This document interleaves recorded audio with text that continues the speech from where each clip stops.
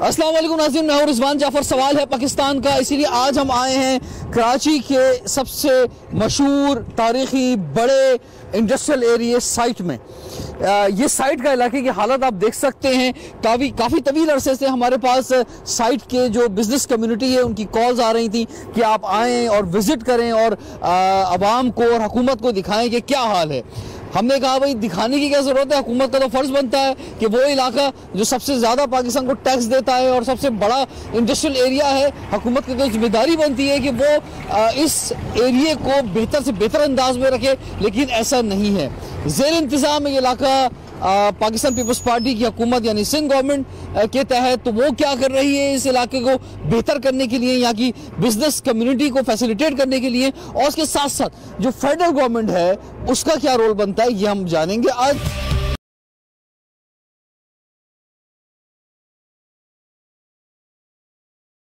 Industry के जो association है उसके प्रेसिडेंट अब्दुल हादी साहब हमारे साथ मौजूद है। अस्सलाम वालेकुम साहब, कैसे हैं सर? खैरियत से? अल्लाह का शुक्र। जनाबे वाला, हम जब भी इस इलाके से गुजरते हैं और ये सड़कें देखते हैं तो बहुत ही अफसोस होता है। हम तो कभी कभी गुजरते हैं, आप रोज़ाना आते हैं, तो कैसे इस इलाके में रोज़ाना आते हैं? देखें, इस वक्त साइट इंडस्ट्रियल एरिया की जो पोजीशन आप देख रहे हैं ये आज से ऐसी नहीं है। पिछले 10 साल से साइट इंडस्ट्रियल एरिया में कोई डेवलपमेंट का काम नहीं हुआ, और इन जो रोडों को मेंटेन करने का जिसका जिम्मा है साइट लिमिटेड का, वो सिंध गवर्नमेंट का इदारा है, और उसकी पूरी की पूरी जिम्मेदारी है इन एरिया को मेंटेन करे, और रोड्स को भी, नालों को भी, और हमारे ड्रेनेज सिस्टम को भी।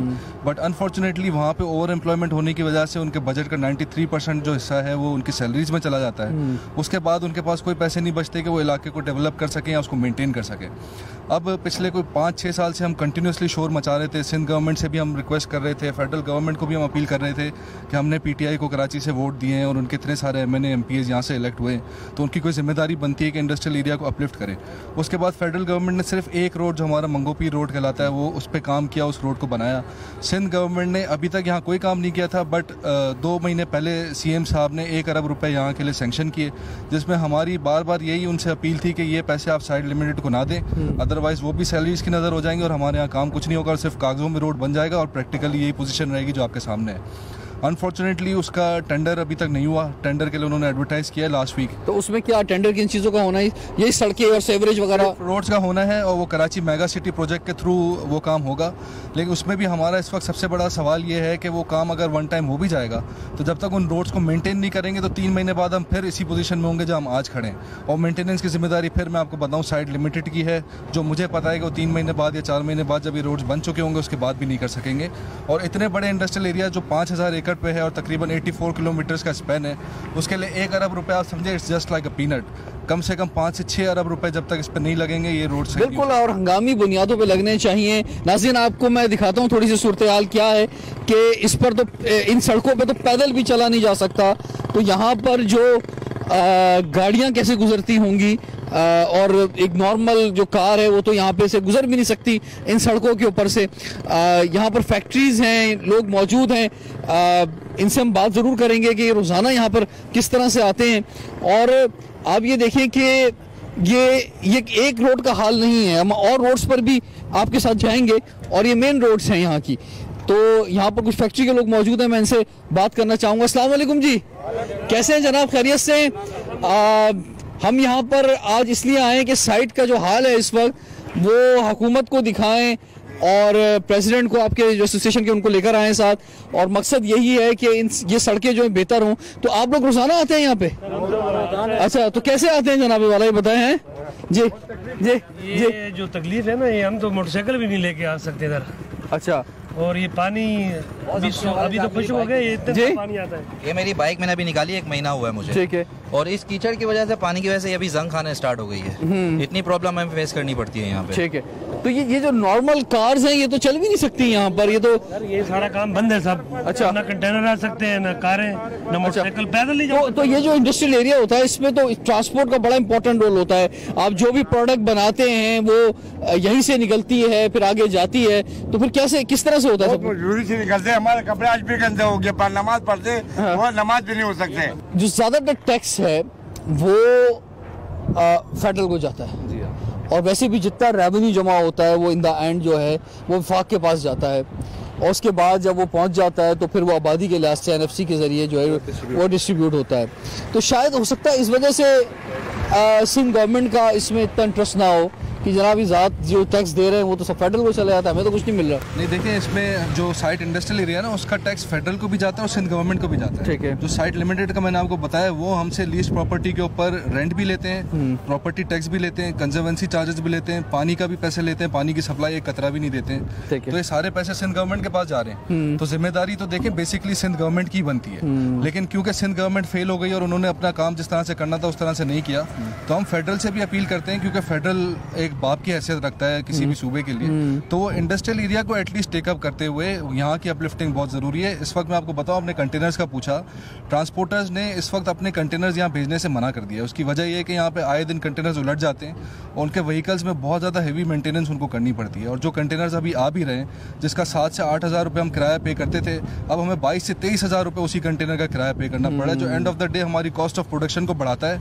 और हम कॉम्पिटिटिव नहीं रह पाते दूसरे इंडस्ट्रियल एरिया के मुकाबले में। और ओवरऑल अगर हम उसकी बात करें अपने कॉम्पिटिटर्स इंडिया और बांग्लादेश की, तो छोटी छोटी चीज़ें टैग अलॉन्ग होते हुए हमारी कॉस्ट ऑफ प्रोडक्शन को इतना बढ़ा देती है कि हम इंटरनेशनल मार्केट में कॉम्पीट नहीं कर पाते। बिल्कुल ठीक है, बिल्कुल ठीक है। और ये तो बुनियादी आपका हक है और ये दुनिया भर के अंदर होता है कि जहाँ जो इंडस्ट्रियल एरिया होते हैं वो हुकूमत की हमेशा से फर्स्ट प्रायोरिटी होता है। हमने ये देखा कि जो कराची के जो बड़े इंडस्ट्रियल एरियाज़ हैं, जिसमें साइट है, कोरंगी है, नॉर्थ कराची है, फेडरल भी एरिया है, उसमें बिजली के मामले में तो मामला बेहतर रहे कि यहाँ पर जब पूरे पाकिस्तान में भी लोड शेडिंग होती थी तो यहाँ पर बिजली नहीं जाती थी और यहाँ पे 24 आवर जो है लाइट रही।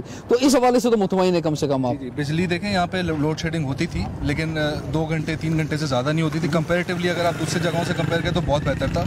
और अब के इलेक्ट्रिक के हवाले से हमें ऐसे लोड शेडिंग का कोई प्रॉब्लम नहीं है। बस ये कि ज़रा बिल ज़्यादा आता है। बिल तो ऑब्वियसली वो ज़्यादा आता ही है। और SSGC का बहुत बड़ा इशू है, यहाँ पे गैस की शॉर्टेज बहुत ज़्यादा है। और क्योंकि यहाँ पे ज़्यादातर industry textile, more than 65% textile के यूनिट्स हैं, तो गैस के बगैर नहीं। तो ये मैं कह रहा था व्यूवर्स के यहाँ पर पाकिस्तान में खासतौर पर कराची की हम बात करते हैं तो कराची में जो बिजली के मामले में मामला ज़रूर बेहतर हुए, लेकिन इंफ्रास्ट्रक्चर जो है जो कि फर्स्ट प्रायोरिटी होना चाहिए उसको नहीं देखा गया।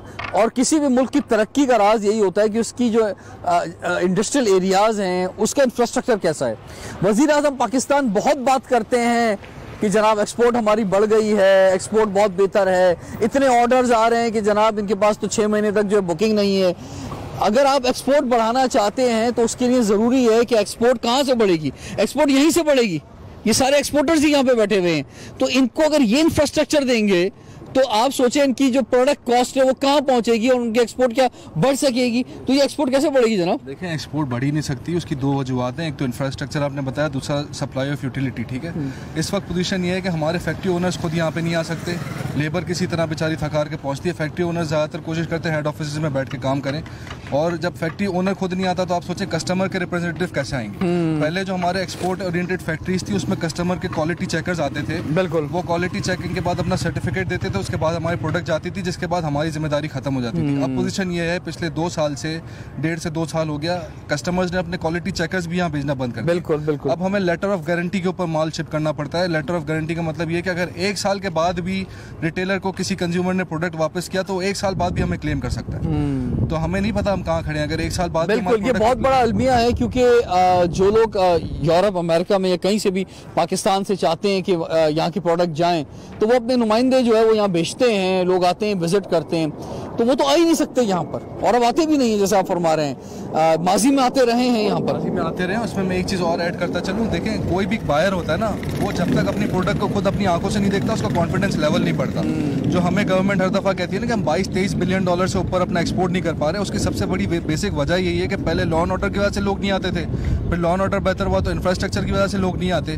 तो जब वो अपनी प्रोडक्ट को अपनी आंखों से देखते नहीं है, उनका सेटिस्फेक्शन लेवल वो उस तरह से नहीं अचीव हो सकता जिस तरह इंडिया और बांग्लादेश में हो जाता है। बिल्कुल, तो प्रायोरिटी उसको देते हैं, वहाँ अगर थोड़ा महंगा भी लेना पड़े तो वो उसको लेते हैं। ये सबसे बड़ा रेवेन्यू देने वाला कराची और उसका सबसे बड़ा इंडस्ट्रियल एरिया साइट है, तो ऑन ग्राउंड आए आप, जो हैं वो ऐवान सदर से और वज़ीर आज़म हाउस से, और जो हर मंगल को आपकी कैबिनेट मीटिंग होती है उससे थोड़ा सा निकलें। यहाँ पर भी एक कैबिनेट मीटिंग होनी चाहिए, ज़रा साइड इंडस्ट्रियल एरिया में भी एक कैबिनेट मीटिंग होनी चाहिए। यहाँ पे बैठ के आप जो है ज़रा सारे मुल्क के तमाम वज़ीरों को ये इलाका दिखाएं कि जिस इलाके से सबसे बड़ा रेवेन्यू आता है इस मुल्क को, वो इलाका कि जो बेस करता है आपकी तकरीरों के ऊपर, आपकी तकरीरें अच्छी हो जाएंगी अगर ये इलाका बेहतर हो जाएगा, क्योंकि आप तकरीर कर रहे होते हैं जनाब हमारा जो है वो एक्सपोर्ट यहाँ पहुँच गया, यहाँ पहुँचने वाला है, और यहाँ जो मजदूर बेचारे, यहाँ जो लोग रोज़ाना आते हैं जिस हालत में आते हैं वो हंस रहे होते हैं कि यार हमें तो कुछ दिया नहीं है, हमें हमारी सड़कों का तो ये हाल है, सेवरेज का तो ये हाल है, और वहाँ तकरीरें ऐसी हो रही हैं। तो भाई यहाँ पर ये आप देखें ज़रा, ये देखिए ट्रैक्टर, ये दिखाएं ज़रा, ये अभी उलट सकता है, ये अभी उलट सकता है, इसको किस तरह से आ रहा है ये ट्रॉलर जो है, ये अभी जो है यहाँ पे गिर सकता है। और कमाल है, इन लोगों भी सलाम है कि ये लोग अब खतरा लेकर जो है अपने, आप भाई कैमरामैन भाई साइड में हो जाएं जरा आप भी जी। तो आप ये देख सकते हैं कि ये लोग भी रोजाना एक खतरा मोल लेकर जो है यहाँ पर आते हैं। हम ये समझते हैं कि अगर हमारे इस प्रोग्राम के जरिए इस साइड इंडस्ट्रियल एरिया जो सबसे बड़ा इंडस्ट्रियल एरिया है, इसकी कुछ हालत बदल सकती है, कुछ एक्शंस हो सकते हैं कुछ हंगामी बुनियादों पे। देखिए पाकिस्तान में जो मसाइल हैं उसमें बहुत सारे मसाइल ऐसे हैं कि जिसमें इंतज़ार की ज़रूरत नहीं होनी चाहिए, उस पर इनकलाबी कदम उठना चाहिए। तो ये जो इंफ्रास्ट्रक्चर का मसला है, ये हमारी जो मईशत है जिसे माशरत बोलते हैं अक्सर वज़ीर आज़म, तो ये जो हमारी मईशत है, तो ये जो है मईशत उसी वक्त जो है वो ठीक हो सकती है कि जब जो है इंफ्रास्ट्रक्चर यहाँ का सही हो, यहाँ के बिजनेसमैन जो हैं उनको फैसिलिटेट किया जाए, क्योंकि रोजगार जो आप कहते हैं कि आपने देना है वो दर हकीकत इन्होंने देना है, और ये उसी वक्त देंगे जब ये जो है सहूलत के अंदर होंगे। सर मेरे ख्याल से कुछ किसी और इलाके की तरफ चलते हैं, टाइम एक ब्रेक का भी है, ब्रेक के बाद हम आपको साइड इंडस्ट्रियल एरिया ही के किसी दूसरी सड़क पे, किसी दूसरी जगह पे, कुछ दूसरे मसाइल के साथ जो है मिलते हैं।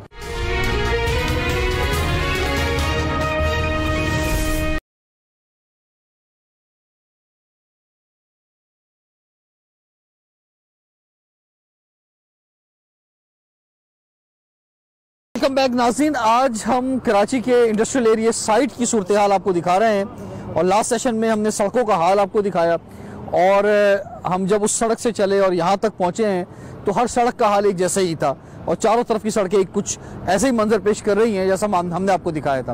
अब हम आए हैं एक ऐसी जगह पे जहाँ पर साइट इंडस्ट्रियल एरिया का कचरा जो है डाला जाता है, और कचरा आपको मालूम है कराची में वैसे ही एक बहुत बड़ा इशू है, लेकिन इंडस्ट्रियल एरिया का कचरा जो है उसका क्या इंतजाम होता है, ये साइट एसोसिएशन की जो प्रेसिडेंट अब्दुल हादी साहब हमारे साथ मौजूद हैं, इनसे जानेंगे। सर ज़रा बताएं जनाब, ये मंजरनामा तो कुछ अजीब सा महसूस हो रहा है, क्या जगह है, क्या चीज़ है ये देखें साइट का बहुत ही मेन सेंट्रल एवेन्यू रोड है, यहाँ से रशीदाबाद की तरफ भी रोड जा रहा है, मेन गनी चौरंगी की तरफ भी रोड जा रहा है, ये कोयला कांटा यहाँ का लैंडमार्क है। ये जो जिस स्पॉट पे आप खड़े हैं, ये बेसिकली जो एग्रीमेंट था, वर्बल एग्रीमेंट था साइट लिमिटेड के और सॉलिड वेस्ट मैनेजमेंट बोर्ड के दरमियान। उसमें होना ये था कि साइट लिमिटेड ने अपना साइट का कचरा लिफ्ट करके यहाँ पे डंप करना था, और यहाँ से सॉलिड वेस्ट मैनेजमेंट वालों ने उठा के लैंडफिल साइट पे ले जाना था।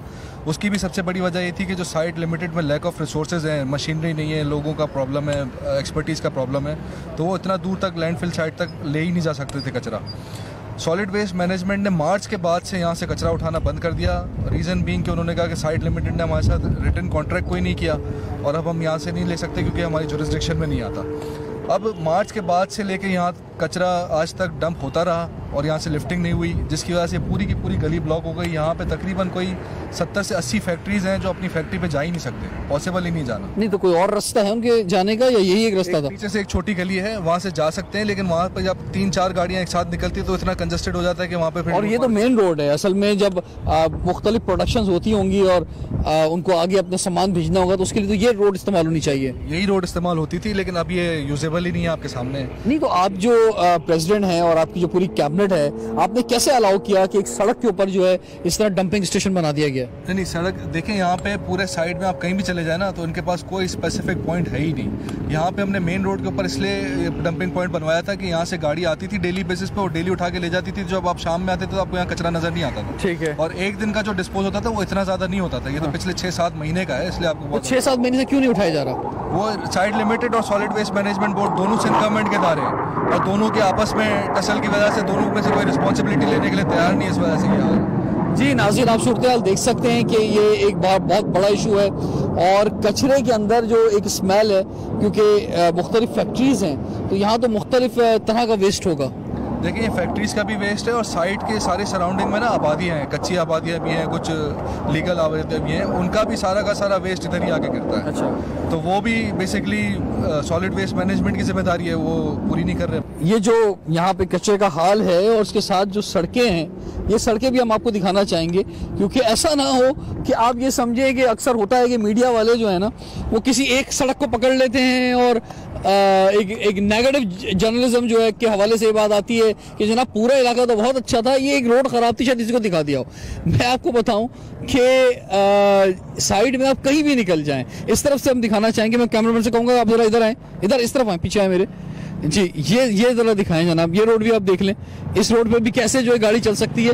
यही वजह है कि इस रोड पर जो गाड़ी आनी चाहिए, या कोई सिंपल कोई मोटरसाइकिल वगैरह तो आ रही है, लेकिन बड़े जो ट्रॉलर्स वगैरह हैं वो दूसरे रोड पे जा रहे हैं। जी हाँ, ये वन वे चल रहा है। हाँ। एक ही ट्रैक दोनों साइड आने जाने के लिए। यहाँ पे आए दिन हमें एक्सीडेंट्स का भी प्रॉब्लम आता है और लोगों की यही कंप्लेन है, इतना चौड़ा रोड होने के बावजूद हम इसको यूज नहीं कर सकते। जी हाँ, और आप किसी भी सड़क पे चले जाएं, सिर्फ कुछ एक दो सड़कें वो बनी हैं, बाकी जो है वो सब जगह यही हाल है। सेवरेज का यही हाल है। एक बड़ी इन्वेस्टमेंट की ज़रूरत है सर, एक इनकलाबी मैं कहूँगा कि इन्वेस्टमेंट की ज़रूरत है। अब मसला ये है कि जो रेवेन्यू जमा होता है मुल्क के अंदर, उसके बाद आपको मालूम है कि सब एक पोल में आता है और टॉप पे चला जाता है पाकिस्तान में, वहाँ से फिर आबादी की बुनियाद पे जो है वो डिस्ट्रीब्यूट होता है। चाहे आप 60% 70% रेवेन्यू दे रहे हो, लेकिन आपके पास तो आबादी की बुनियाद पे ही यहाँ पे पहुँचता है। और फिर उसके बाद जो है इन द एंड जो हम जब NFC हो जाता है, हम जब अपने कुछ सूद में पैसे दे देते हैं, जो कर्जा इतना चढ़ा हुआ है, उसके बाद तो वफाकी हुकूमत को तो पैसे इतने भी नहीं होते कि वो हुकूमत चलाए, उसको कर्जा लेना पड़ता है। तो मुल्क की ओवरऑल हालत तो बहुत इस तरह की है कि कर्जों के बगैर मुल्क एक दिन भी नहीं चल सकता। तो कैसे जो है वो आपके यहाँ पे इन्वेस्टमेंट होगी? देखिए, अगर गवर्नमेंट यहाँ पे इन्वेस्टमेंट नहीं कर सकती ना, तो गवर्नमेंट एटलीस्ट ये कर दे कि साइड लिमिटेड से हमारी जान छुड़वा दे और हमारे इलाके की जिम्मेदारी हमें दे दे। हम अपना जो प्रॉपर्टी टैक्स और जो भी डेवलपमेंट चार्जेस और कंजर्वेंसी चार्जेस साइड लिमिटेड को देते हैं, वो साइड लिमिटेड के नहीं, लेकिन हुकूमत तो चाहती है ना कि जो भी टैक्स जमा होता है यहाँ से, ये सबसे बड़ा इंडस्ट्रियल एरिया है, टैक्स वो लेते हैं, वो तो उनके पास पहुंचे। देखें, जो सेल्स टैक्स और इनकम टैक्स की मद में पैसा गवर्नमेंट के पास जा रहा है वो जाता रहे, उससे हम इनकार नहीं कर रहे, वो एज इट इज चले। लेकिन जो पैसे साइड लिमिटेड हमसे चार्ज करता है ना, जिसमें ये सारी इनकी जिम्मेदारी आती है, वो पैसे साइड लिमिटेड की बजाय साइड एसोसिएशन के हवाले कर दिए जाए तो हम अपना काम खुद करते हैं। लेकिन उसमें भी वो चाहती है हुकूमत की जनाब वो भी उस पैसे से भी कमाए। तो सर, अगर गवर्नमेंट ने कमाना ही है तो फिर देखें कमाने, अगर देखें इसमें एक चीज मैं आपको बताऊं, अगर गवर्नमेंट ने मुल्क के लिए कमाना है ना, तो वो इंडस्ट्रियल एरिया की अपलिफ्टिंग के बगैर नहीं हो सकता। और गवर्नमेंट ने अगर अपनी जेबें भरने के लिए कमाना है तो फिर ये इसी तरह चलता है। गवर्नमेंट के पास भी कोई रास्ता नहीं है ना, उनको तो ये सोने की कान है उनके नजदीक। देखिए, सोने की कान देखें, जहाँ से गवर्नमेंट चलती है ना, उसका यह हाल है, उस सोने की कान का ये हाल है जनाब। तो ये तो गवर्नमेंट के लिए तो ये इंडस्ट्रियल एरियाज जो हैं, ये सोने की कान है कि जनाब यहाँ से टैक्स जमा करते रहो। अब आप जो एक्सपोर्ट होता है यहाँ पे, यहाँ जो प्रोडक्ट बन रही है उससे अलग रेवेन्यू आ रहा है, जो आप लोग टैक्सेस दे रहे हैं उससे अलग रेवेन्यू आ रहा है, तो वो कैसे छोड़ सकते हैं सारा पैसा? सर देखें, ये अगर इसको नहीं इस तरह से करेंगे ना, तो मैं आपको बताऊं with in next 3, 4, 5 years time यहाँ पे इंडस्ट्रियाँ बंद हो जाएंगी। और 2012 में हमने एक सर्वे किया था, सिर्फ एक साल के अंदर 30% फैक्ट्रीज साइड की बंद हुई थी। तो अगर यही हालात कंटिन्यू रहे तो यहाँ पे फैक्ट्रीज बंद होना शुरू हो जाएंगी, तो फिर गवर्नमेंट के पास अल्टीमेटली फंड्स की शॉर्टेज मजीद हो जाएगी। तो अब ये गवर्नमेंट ने डिसाइड करना है कि उसने अपलिफ्ट करके अपना रेवेन्यू बढ़ाना है यहाँ पे, रोजगार के मौके देके और फैक्ट्रीज को फैसिलिटेट करके, या फिर फैक्ट्री वालों को डिस्करेज करके यहाँ से भगाना है।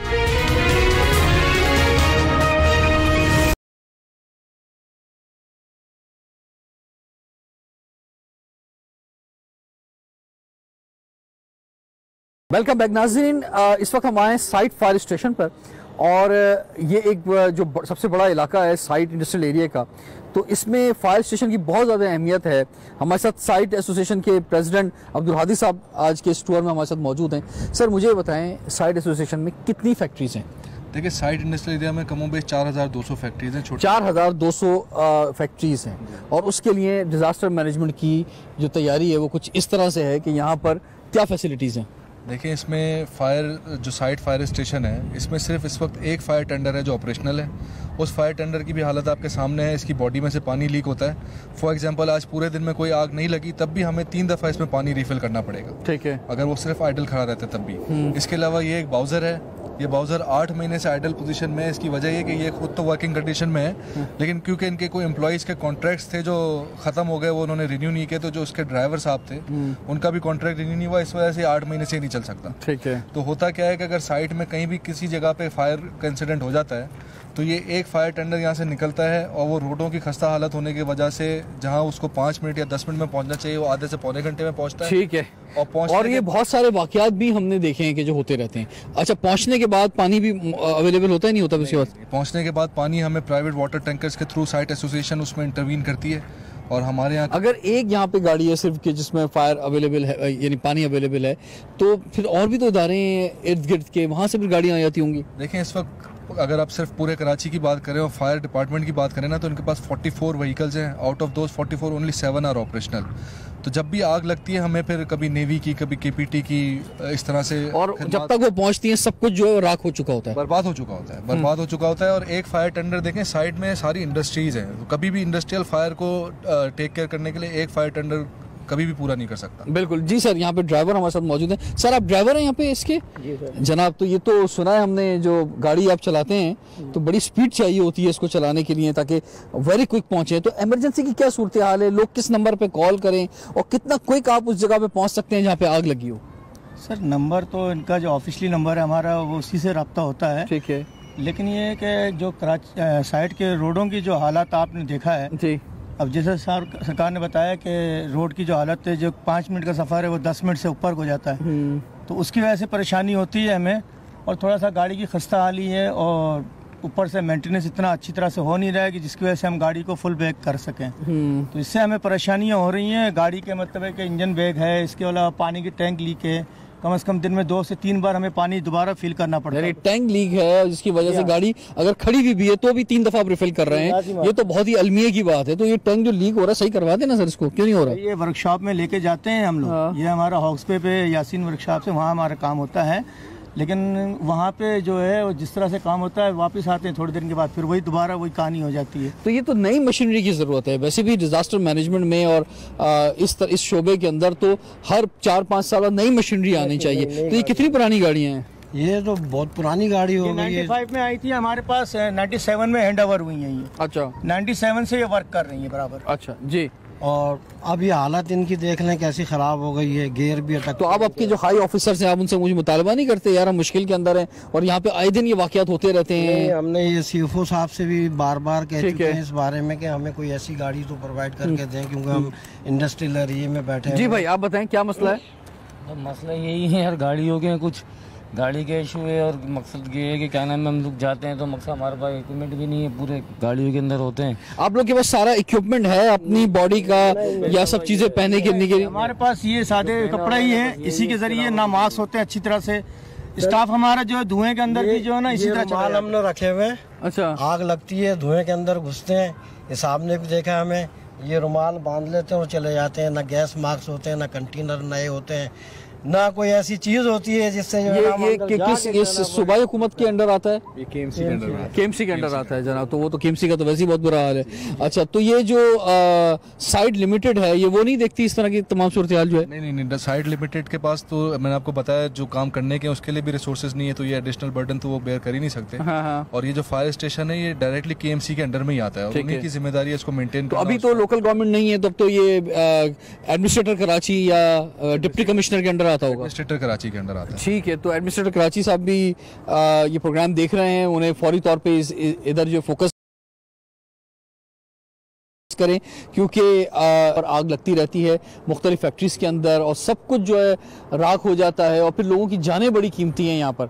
और फिर दूसरा ये सर, क्योंकि केमिकल्स होते हैं, ऐसी चीज़ें होती हैं जिनसे वो बहुत जल्दी मल्टीप्लाई होता है। हाईली फ्लेमेबल मटेरियल होता है जिसकी वजह से ज़्यादा मल्टीप्लाई हो जाता है और फायर ब्रिगेड्स के लेट पहुँचने की वजह से वो इतनी आग शिद्दत इख्तियार कर चुकी होती है कि उसको कंट्रोल करना फिर नामुमकिन हो जाता है। फिर कंट्रोल तो हो जाती है लेकिन माल सारा बर्बाद हो जाता है। कितनी फैक्ट्री साइड में ऐसी हैं जो आग कंट्रोल करने के बाद डेमोलिश करनी पड़ गई हैं और वो अभी भी मैं आपको दिखा सकता हूँ, वो अभी वर्किंग कंडीशन। और बिल्कुल बल्दिया फैक्ट्री का भी वाकया साथ ही है, बल्दिया भी साथ ही है यहाँ पे इस इलाके में। 1 अक्टूबर से लेकर 14 दिसंबर तक 74 डेज में 47 आग लगी है साइड इंडस्ट्रियल एरिया के अंदर। इतनी ज्यादा? 47, यस। और जो पूरे कराची का सबसे ज्यादा रेशो है, उसके बावजूद सबसे कम रिसोर्सेज इस फायर स्टेशन। नाज़रीन, आपके सामने सूरत हाल है और ये साइड इंडस्ट्रियल एरिया की हमने हालत ज़ाहिर आपको बताई है।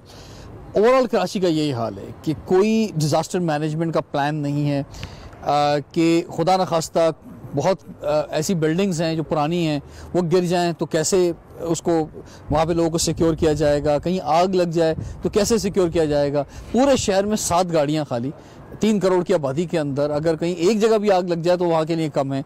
तो इस पर ज़रा फोकस करने की ज़रूरत है कि इंसानों की हम जान बचा सकें लोगों की, और फिर उनका माल बचा सकें, क्योंकि अगर ये फैक्ट्रियाँ चलेंगी, ये रहेंगी, तो ही लोगों को रोज़गार मिलेगा। नाज़रीन, कभी हमारी बहुत सारी चीज़ें जो हैं वो दुनिया भर के लिए मिसाल होती थी, चाहे वो कराची की बिल्डिंग्स हों, चाइना मलेशिया के देखता था, या हमारी एयरलाइन हो। इसी तरह से साइड एरिया भी कुछ ऐसा ही था।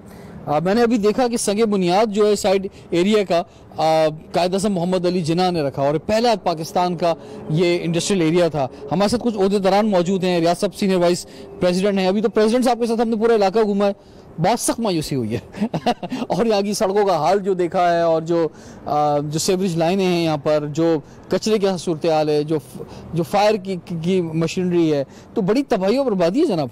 बदकिस्मती की बात यह है, हम ऐसे इंडस्ट्रियल एरिया में खड़े हैं जिसकी संग बुनियाद न सिर्फ कायद आज़म ने रखा था, बल्कि पाकिस्तान में तो इंडस्ट्री होती नहीं थी। हमारे क़याम पाकिस्तान के वक्त तो पहली इंडस्ट्री नंबर 1 वली का बनी थी। मॉडल इंडस्ट्रियल एरिया था जिसको मलेशिया, आपने अभी थोड़ी देर पहले जिक्र किया, मलेशिया और कोरिया वाले, बल्कि कोरिया में तो हमारे साबिक़ वज़ीर ख़जाना जो उस वक्त ब्यूरोक्रेट होते थे, उनकी तस्वीर लगी हुई है। उन्होंने आके इसको स्टडी किया कि ये कैसा इंडस्ट्रियल एरिया पाकिस्तान बना रहा है, और आज ये इंडस्ट्रियल एरिया जो है वो तस्वीर बन गया है इबरत की। बिल्कुल बदकिस्मती से जो है इतना बड़ा इंडस्ट्रियल एरिया पाकिस्तान का जो सबसे ज़्यादा रेवेन्यू कंट्रीब्यूट करता है, एम्प्लॉयमेंट तकरीबन 5 लाख की देता है, हमारे यहाँ एक्सपोर्ट तकरीबन कराची 30% कंट्रीब्यूट करता है, उस एरिया की ये हालत है कि सड़कें जो तकरीबन कागज़ के ऊपर 100 किलोमीटर हैं वो अमलन अब शायद 1 किलोमीटर भी नहीं बची। ठीक है, ये सब चीज़ें हमने कवर की है। मोहसिन साहब आप फरमाएं, गैस की क्या सूरत हाल है, क्योंकि बिजली फिर भी बेहतर है मामला, लेकिन गैस बड़ी इंपॉर्टेंट है। और फिर दूसरा एक्सपोर्ट की जो बार-बार प्राइम मिनिस्टर बात कर रहे हैं, तो इस इलाके में भी एक्सपोर्टर्स की बड़ी तादाद है, तो वो क्या अपने टाइम पर जो है वो टारगेट्स अचीव कर पाएंगे? जहाँ पे डिस्ट्रक्शन होती है, जहाँ पे इश्यूज आते हैं, वहाँ पे अपॉर्चुनिटी भी जो है वो पहुँचती है। ठीक है, अल्हम्दुलिल्लाह बांग्लादेश में और चाइना की डिसरप्शन ऑफ सप्लाई चेन की वजह से इस वक्त पाकिस्तान को एक बहुत पॉजिटिव एडवांटेज ये हुआ है कि जो बड़े टारगेट स्टोर्स हैं, वॉलमार्ट है, टारगेट है, ये सारे के सारे पाकिस्तान की तरफ डाइवर्ट हुए हैं, और जितने भी हमारे जो बड़े लार्जर एक्सपोर्ट, ठीक है, वो हो गए। अब क्या निकलेगा मसद, ये कर पाएंगे, अचीव कर पाएंगे, टारगेट अचीव हो जाएंगे? अगर हमें यूटिलिटीज जो गैस की सप्लाई है, इलेक्ट्रिक सप्लाई है, वो अगर हमें कंटिन्यू मिले तो हम। अभी क्या सूरत हाल है गैस की? अभी इस वक्त बिल्कुल जीरो प्रेशर आ रहा है। लास्ट 15 डेज से जो है वो बहुत डिफिकल्टीज हैं। हम अपने डिलीवरीज जो ऑर्डर्स हैं, जो हमारी कमिटमेंट है, वो हम पूरे नहीं कर पा रहे। अच्छा, ये इंफ्रास्ट्रक्चर से भी कुछ फर्क पड़ता है कि जो सड़कों का जो हाल है, ये चीज़ें जो हैं, ये भी आपको जो है रुकावट बनती है? डेफिनेटली जब यहाँ पे डिलीवरीज, मूवमेंट, ट्रांसपोर्टेशन, उसमें प्रॉब्लम्स आएंगी।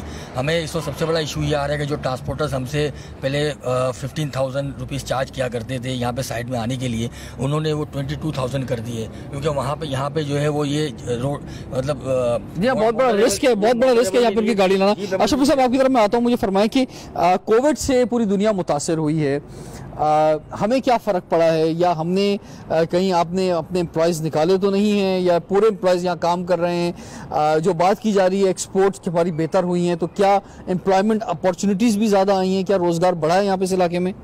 जी, फ़र्स्ट ऑफ ऑल तो आपको जैसा पता है कि जो डोमेन साइट एसोसिएशन का नहीं है, इसके बावजूद इंफ्रास्ट्रक्चर हो, स्वीगेज का मसला हो, रोड का मसला हो, या किसी चीज़ का भी मसला हो, साइट एसोसिएशन अपना कोविड का बताएं भी वो काम कर रही है। कोविड के हवाले से खुशाइन बात यह है कि लास्ट 6 महीने से जब से कोविड चल रहा है, हमारे पैटर्न जुबैर मोतीवाला साहब की इंस्ट्रक्शन पे हमने सारी रैपिड रिस्पॉन्स टीम के तहत अल्हम्दुलिल्लाह कंटिन्यू राशन डिस्ट्रीब्यूशन हमारी फैक्ट्रीज के, और SOPs का ख्याल किया जा रहा है फैक्ट्रीज वगैरह में 100% SOP के बगैर तो कोई काम हुआ। और जो एक्सपोर्ट्स बढ़ी है हमारी, तो एम्प्लॉयमेंट भी कुछ बढ़ी है। एम्प्लॉयमेंट में अच्छा इजाफा हुआ है, मतलब एक अच्छा एम्प्लॉयमेंट में इजाफा इस तरह से हुआ है कि जो शॉर्टेज ऑफ एम्प्लॉयमेंट थी वो, लेकिन स्टार्ट में कुछ ऐसा महसूस हो रहा था कि लोगों को शायद निकाला जाएगा, लेकिन ये बड़ी खुशाइन बात है कि जो कराची के इंडस्ट्रियल एरियाज हैं उन्होंने अपनी जेब से पैसे दिए, लेकिन लोगों को नहीं निकाला। नहीं, अल्हम्दुलिल्लाह हमने तो बताया ना कि हमारे सीनियर्स की इंस्ट्रक्शन पे राशन भी डिस्ट्रीब्यूट किया है और उनको सैलरी भी फुल पे की है। जी हाँ, ये बहुत खुशाइन बात है जी। वेरी क्विक, हमारा आज का प्रोग्राम बड़ा ज़बरदस्त रहा, भरपूर आवाज़ उठाई हमने साइड एरिया में। वेरी क्विक प्रेसिडेंट साहब, आप कोई बात जो कहना चाहें? देखिए, मैं आपके तवज्जुह से सारी गवर्नमेंट्स को एक दफ़ा फिर फेडरल गवर्नमेंट, इधर इट बी सिंध गवर्नमेंट, यही बात कहना चाहूँगा कि इंडस्ट्रियल एरिया को प्रायोरिटी देते हुए यहाँ पे इंफ्रास्ट्रक्चर और यूटिलिटी के मसाइल को हल करें ताकि हम ज़्यादा से ज़्यादा कंट्रीब्यूट कर सकें और अपने नेशनल एक्सचेकर में भी फ़ायदा पहुँचाएँ और पाकिस्तान के लिए फॉरेन एक्सचेंज रिजर्व भी बढ़ा सकें। और सबसे ज़्यादा इंपॉर्टेंट बात, अगले 2 साल में हम एम्प्लॉयमेंट डबल कर सकते हैं, इतनी कैपेसिटी हमारे पास है। बिल्कुल, वज़ीर आज़म जो बात करते हैं कि जनाब रोजगार के मौके, तो वो कौन देगा रोजगार? ये लोग देंगे। इस तरह से तमाम जो इंडस्ट्रियल एरियाज हैं वहाँ पर जो फैक्ट्रीज उनको देखना होगा। आपने फैसलाबाद का विजिट किया, एक विजिट जो है प्राइम मिनिस्टर साहब आप यहाँ का भी कीजिए। साइड का बहुत बुरा हाल है, यहाँ की सड़कों का बहुत बुरा हाल है, यहाँ का देखें कि इंफ्रास्ट्रक्चर को बेहतर करें। ज़्यादा जिम्मेदारी जो है वो सिंध गवर्नमेंट की है, उन्हें भी अपना रोल अदा करना होगा।